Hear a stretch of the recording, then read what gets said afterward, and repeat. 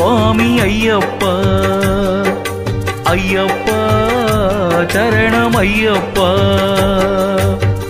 ஓடக்கர மண்ணெடுத்து உன் உருவம் செஞ்சு வச்சு பூஜையெல்லாம் தேடி வந்து உன் பூகர பாட வந்தேன் ஐயப்பா சாமி ஐயப்பா ஐயப்பா சாமி ஐயப்பா.